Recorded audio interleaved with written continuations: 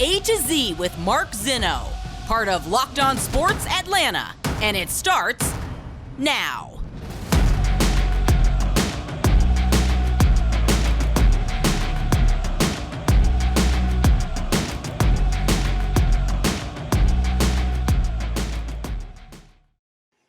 Good afternoon. Welcome to A to Z here on Locked On Sports Atlanta, where today I tell you that was better than I thought. Welcome in.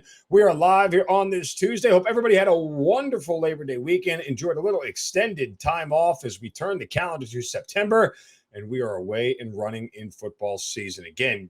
Welcome in. Give us a follow on Twitter at Locked On ATL. Of course, I'm at Mark Zinno, MarkZinno. A lot to do on today's show, including the Falcons getting ready to play on Sunday. We've got some stuff to do there. College football playoff expansion happened late last week. And again, I didn't get a chance to dive into it with everybody, so we'll touch on that today as well. We have plenty of Braves news to get to. And of course, we'll start with the Georgia Bulldogs and their 49-3 dismantling of the Oregon Ducks on Saturday. Now, again, full disclosure, I was on the wrong side of this one. Wrong side in the sense I took Oregon plus 18.5. It's dead. It was dead early. I always thought Georgia would win the game. I thought Oregon was going to be able to keep it a little bit closer than what they did. And what was most impressive to me, what stood out to me about this game more than anything, and I know secretly and privately, Kirby Smart was smiling and grinning ear to ear on this one, saying, hey, you guys doubt me. You guys doubted my guy, and this is what we do. And his guy, of course, is Stetson Bennett, who was phenomenal. I mean, just 25 of 31, 368 yards, 2 touchdowns, ran for another. I mean, it was one of those things where he came out and reminded everybody very quickly, Stetson Bennett did, why he was given the starting job, why he won the national championship as a starter, and why he is back in the starting role again. That Oregon defense is not bad. It's not 49 points bad. They're not going to give up 49 points again this year. They shouldn't. They're talented enough where they shouldn't. They have one of the best defensive players in the country playing on their side of the football. And so, I look at this and I go, well, how did Georgia do this? Well, Stetson Bennett did it, like a lot of it. He was precise. He was accurate. He was smart with the football. He was everything that you want your quarterback to be in a high-level game. And I don't know that necessarily, Kirby even needed to gear things down. I talked about going into it, how he was always balanced in these games. He ran the ball 25 times and threw it 37. That's uncharacteristic for Kirby Smart. But it just speaks to the fact that he had so much trust in Stetson Bennett to be able to not make mistakes, that he allowed him the freedom to do what he wanted to do. The Dogs were 9 of 10 on third downs and amassed 571 yards. These are numbers that you put up against this week's opponent in Sanford. These are numbers you put up against, Utah State like Alabama did. These aren't numbers you put up against the top 10 team in the country, or top 11, whatever it was. These are not numbers you should put up. And they put them all up because their quarterback was outstanding. That's what it boils down to. Now, here's the big takeaway from this.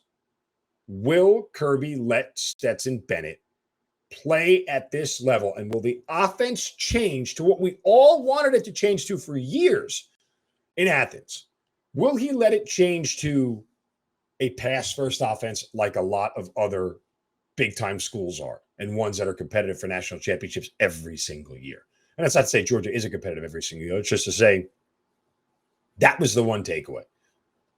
If that's going to be what they do week in and week out and throw 40 times a game, because you go back to last year, Stetson Bennett did not throw that much. Like, he did not average 37 throws a game. That's not who he is. It's not who he well, let me rephrase that. It's not who he was.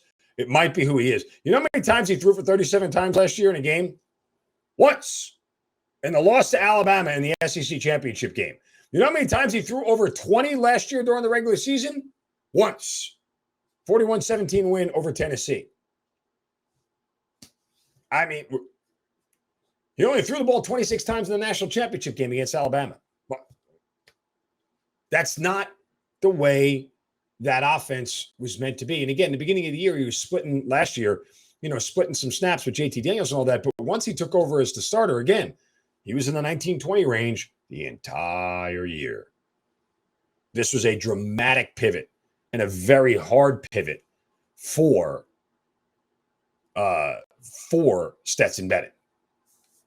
And it'll be interesting to see one thing and what they do. And if they, if Georgia goes back to being Georgia, I'll tell you that in a second here. First, a word to our friends from Built Bar. If you haven't tried Built Puffs Bar yet, you're depriving yourself of one of life's greatest joys. And there's a new flavor. You ready? Delicious, indulgent cookie dough. It's covered in chocolate. And that's right, Built's done it again. The cookie dough chunk puffs have a light and chewy texture, real cookie dough chunks. And of course, they're covered in 100% real chocolate. Guys, I've had these before. They're amazing. They are the perfect snack when you're feeding something sweet and want something sweet, but don't want to be overfilled and don't want to make a bad health choice. They're only 116 calories. They have 15 grams of protein in them. They are delicious, tasty, and healthy for you. Go to Built.com, snag a box for your entire family, and it'll be the perfect treat or one you kind of put in the perfect hiding place where nobody else knows who they are but you because they're that good. So here's what you're going to do, okay? You're going to remember that Built Bars are not only tasty, but they're healthy for you. They're made with collagen protein, which your body absorbs more efficiently and provides tons of great health benefits. Eat something that tastes good and is good for you. Go to Built.com, use the promo code LOCKEDON15 and get 15% off your order. Use promo code LOCKEDON15 at Built.com. All right, back to Georgia here for a moment because, again, I am curious to see if there will be a pivot against certain opponents with Stetson Bennett. You're going to play Samford this week, and it's not going to matter. I mean, none of this stuff's going to count. They're going to destroy this team again. It'll be 55-3. Nonetheless, who cares? I mean, that's not what we're talking about here. But Georgia has, a bunch of games coming up in the schedule where they may be challenged a little bit more than what they were challenged at Oregon. And I don't know if it'll depend on it being game to game, right? Will they allow them to throw against weaker teams? Will they allow them to run more, or will they want them to run more against other teams? At some point in time, and again, they're not really going to see a very challenged opponent until they see Florida in the cocktail party. Like Georgia is going to be, 7-0 without breaking a sweat. They got to travel to Williams-Brice Stadium in South Carolina, and that typically has been a tough spot for Georgia. But I don't know that South Carolina and Shane Beamer have the athletes at this point in time. And they get a road game against Missouri, but the two toughest opponents they may see, Florida and Tennessee, they neutral site in a home game. So, I mean, if there is anything that makes me believe that Georgia can repeat again as national champions, it's what I saw from Stetson Bennett in week 1. And that was a guy who was incredibly posed to look like somebody who might contend for the Heisman. Now, I poo-pooed that whole concept. I shooed it away. I thought it was ridiculous and laughable. Might be wrong again, folks. It's not out of the realm of possibility. That's how well he played, that all of a sudden his Heisman odds jumped from 200 to 1 to 120 to 1. Yeah, keep your eye on it. Maybe get in now if you can. All right, coming up next, the mentality around the Falcons locker room has changed, but it can all change back very quickly. I'll explain that next, right here on A to Z on Locked On Sports Atlanta, free on YouTube, and wherever you get your podcasts, you search. Welcome back to A to Z here on Locked On Sports Atlanta, free on YouTube, and wherever you get your podcasts, search Locked On Sports Atlanta. Appreciate you guys choosing Locked On Sports Atlanta every single day. Make sure you subscribe to our YouTube channel as well. Give that thumbs up to all the content there. 3,000 subscribers already, guys. I keep telling you every day how much it's amazing that we got that many subscribers in this short amount of time. but it's because you guys are liking the work that we're doing here and because of your support. So we certainly appreciate it. All the shows here on Locked On Sports Atlanta, A to Z, hitting hard with John Chuckery, ATL Day Ones, Jarvis Davis, and Tanisha Batiste. Of course, Locked On Falcons, Locked On Hawks, and our Braves postcast. Everybody here, just really, really a great crew, and we appreciate you guys tuning in every single day. All right, we're going to get to college football playoff expansion and the Braves coming up here in a minute, but it's game week. NFL game week, guys. We got the kickoff coming up on Thursday between the Rams and the Bills. And, of course, by the way, Rams and the points. Not the Rams, Bills and the points, rather. Yes, Bills and the points, what we're taking. That said, Falcons get their first regular season game here in year 2 of Arthur Smith, Terry Fontenot. And they'll do it against their arch rival, the New Orleans Saints, at Mercedes Benz Stadium coming up on Sunday. Now, we do this every year in training camp, right? We do this thing where we try to dissect and double dissect everything that is said, decisions that are made, directions the team wants to go in, and try to extrapolate some sense of, I guess, identity or at least a path forward for the team, right? I talk so much about in the NFL, team's identity and what's their makeup and who do they want to be. And the good teams always have that. I say it repeatedly. And your identity can simply be centered around one player, but that player has to be like all world. Again, wherever Tom Brady is, that is the identity. Wherever Aaron Rodgers is, that's the identity. But the Steelers are about defense. You know, the Ravens are about defense. You look at other teams that have been good over the years. You know, the Saints were always about Drew Brees and offense. You know, they were about putting up points. And Sean Payton, you know, that's who they were before he retired. I mean, all these teams have identities, and that allows them to sort of dictate their process. The Falcons' identity has been evolutionary, if that's the nice way to put it. In short, they haven't had one. It's been their head coach and whoever's been their head coach and what's worked and what hasn't worked. The Falcons had an identity under Mike Smith until it didn't work. The Falcons had an identity under Dan Quinn until it didn't work. We don't know what the identity is under Arthur Smith. And so we're all trying to figure it out. But Smith does a pretty good job at least changing the tenor of the discussion to something very simple. And this is very much echoed throughout the front office in the way they speak and the way Smith even speaks to the media. And I'm looking at various different columns here as, you know, the Falcons folks get ready for the season and what they're writing. And they all seem to indicate a very simple premise about what Arthur Smith wants and what he believes the direction of this team is. Because we're all trying to figure it out. He's pretty tight-lipped about it for the most part.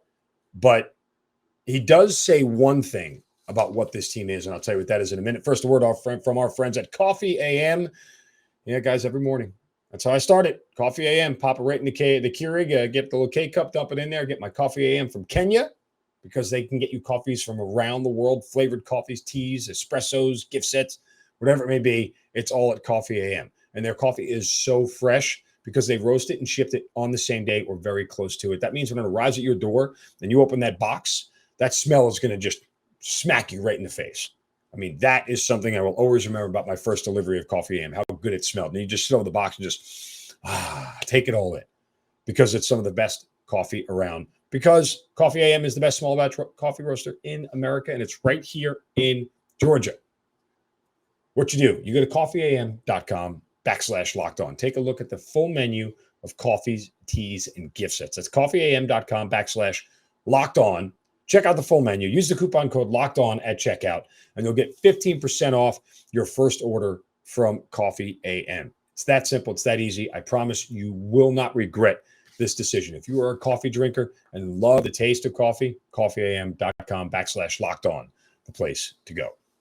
All right. So Arthur Smith, you know, he talks very plainly about being competitive and winning football games, right?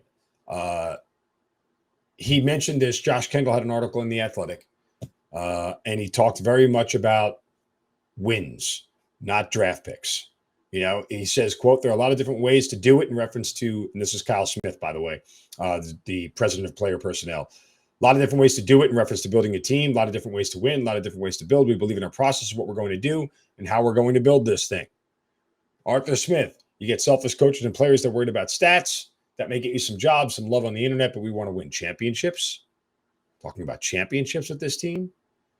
Dave Rangone from D. Orlando Ledbetter in the AJC. We're trending. We have the ability each and every day to work on something fundamentally. Week 1, we have to prepare for the New Orleans Saints, trying to get a win.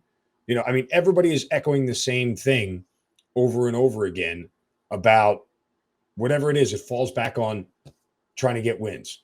Even my good friend Jeff Schultz of The Athletic had a very comical exchange with Arthur Smith in reference to when Desmond Ridder might get some time or when he might play. And, Smith is very simply saying, I don't get into hypotheticals. I'm not talking about that. I'm talking about here and now. We're trying to win games.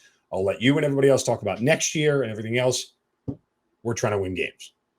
Now, I say all this about the narrative that they're putting out there because all of that narrative can go right out the window in week 1 in a 34-10 loss.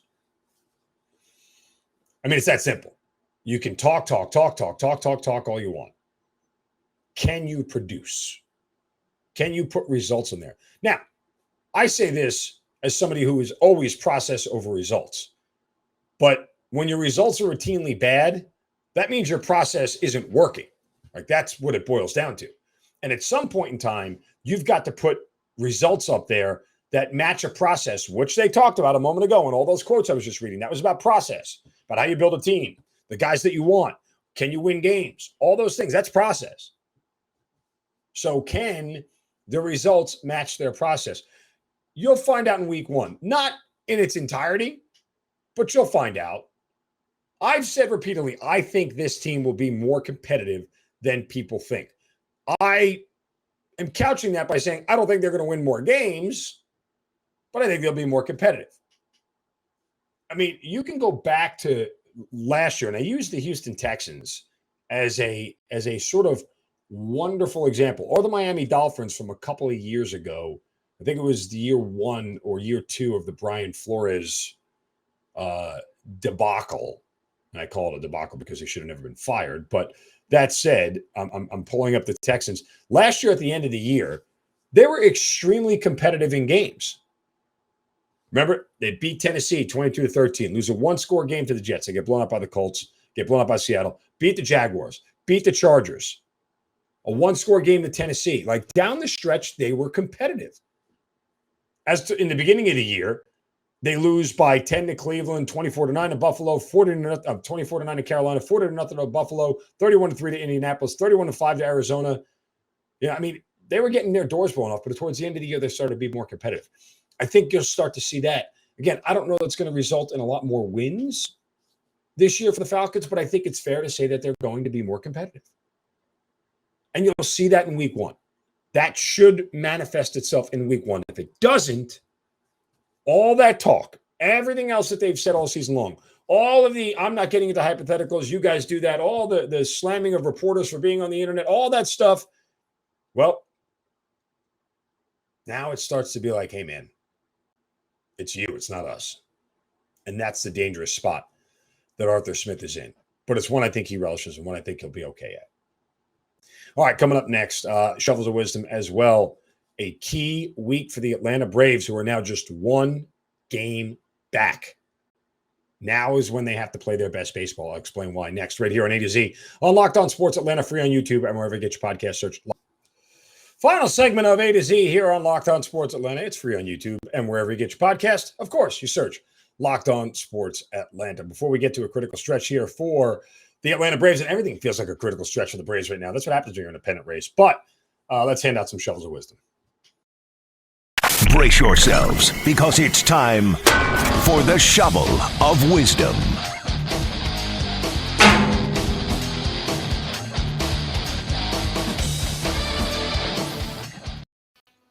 Yeah, you know how we do it every day. Gotta set somebody straight.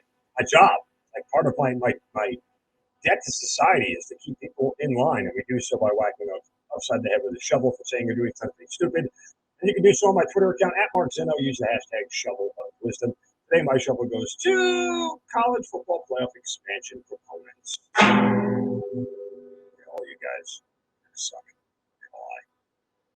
Beyond that, I won't make it personal. As I said, I knew that college football playoff expansion was coming. I did not think it would be a 12-team playoff. I thought 8 would have been the cap. I thought 6 might have been sort of the sweet spot. But yeah. Here's the thing, guys, and I said this. One, just please do fix conference realignment first before you do the expansion. Set conferences that are even as best you can be, that are level as best you can be, that spread out all the superpowers in college football and make it at least somewhat competitive, especially if you're going to have automatic bids.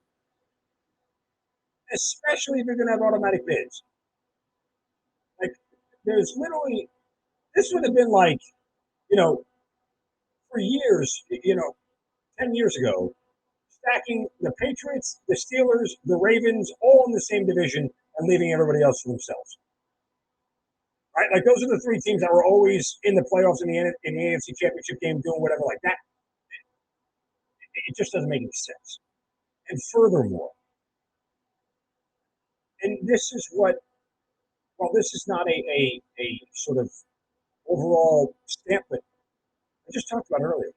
Georgia beat the ever-loving crap out of Oregon, who was the 11th ranked team in the country. Georgia was 3rd. But sure, expand to 12 teams. So you can see that in the first round of the playoffs. Why? Why do fans, I don't understand why you want that. I don't understand why you want to watch Wisconsin get rolled. It just doesn't make any sense to me. Like, I can't process it. But you think that that's worthwhile of a playoff spot. I mean, NC State getting in to get whooped by Alabama by 40, that doesn't do anything for me. Oh, because you'll get one good, 5-6 matchup or 6-7, stop. Not worth it. It's just not. For me, it's not. I know I'm on the wrong side. I understand it's all about money. I'm not even going to, belabor that point anymore. But I'm just simply saying that for me, it's like overkill. I'm so happy with 4. I think it's great. I like it's competitive. I like the fact that it's exclusive. And it's not even for me about necessarily thinking that all of a sudden this destroys the regular season. Because I've heard that thing. And to this point, no 2-loss team has made it in. So you get one slip up, which, again, is fine. But that's sort of the whole thing. Like, now you're going to have 2 and maybe even a 3-loss team get in. And all we're going to do now is complain about teams 13, 14, and 15 and why they should have got in over team 12. So you guys can have your college football playoff expansion. I'm going to watch it. I'm going to bet on it. I'm going to talk about it because I have to, but I still think it sucks. That's just me. Okay. Braves are game out of first in the NL East, and we are in a stretch right here over the course of the next week, the next really 2 and a half weeks, where the Braves have to play some of their very best baseball if they want to make that final series against the Mets matter. Why? Because between now and Sunday, September 18th, the Mets play Pirates 7 times, Marlins 3 times, and the Cubs 3 times. Bad teams. The Braves, I focus so much on the schedule between now and Sunday, September 18th. Still have 3 against Philadelphia, 3 against Seattle, a team in the San Francisco Giants where they're going to actually see Carlos Rodon, who's one of the better pitchers in Major League Baseball this year. And of course, they get 2 against the Yankees. So, and they got a long West Coast trip coming up, which is never easy. What is it? 8 games in 8 days, 9 days, 1 off day. That's this Thursday. Man, That's going to be tough. And they're facing the hottest team in baseball in Seattle. While the Mets are facing the Pirates 7 times.